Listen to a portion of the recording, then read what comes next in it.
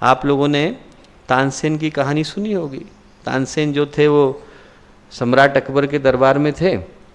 तो सम्राट अकबर के दरबार में जब वो थे तो सम्राट अकबर ने कहा कि तानसेन, हमने सुना है कि आप दीपक राग गा सकते हो, ज़रा हमें भी गा के सुनाओ। तो उन्होंने कहा महाराज गा तो सकता हूँ, पर दीपक राग की विशेषता है कि जब दीपक राग गाया जाता है तो एकदम ताप बढ़ जाता है, गर्मी बढ़ जाएगी, सूरज जो है ज़्यादा गर्मी देने लगेंगे, दीपक जलने लगेंगे। बोले मैं गाऊंगा तो उस समय में कोई और व्यक्ति भी होना चाहिए जो कम से कम मल्हार तो गाए। बोले मल्हार गाएंगे तो शीतलता आएगी।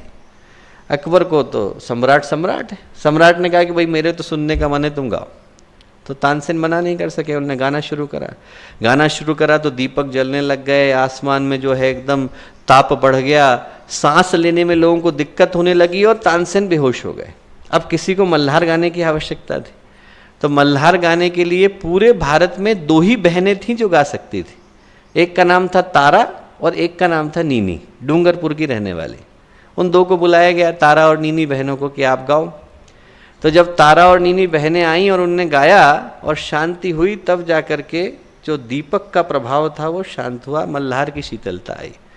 तो जब तानसेन ठीक हुए तो ठीक होने के बाद सबसे पहला काम उनने ये किया कि वो जो दोनों बहनें थीं तारा और नीनी, उन दोनों के सम्मान में एक टुकड़ा लिखा। हम लोग शास्त्रीय संगीत सुनते हैं तो सबसे पहले एक उसमें लाइन आती है, तारा नीन ताना दे देना।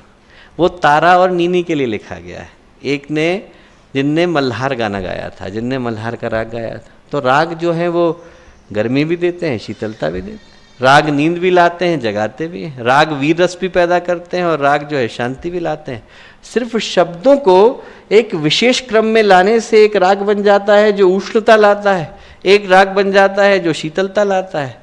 वही शब्द दोस्तों सृष्टि की उत्पत्ति का कारण बन जाते हैं।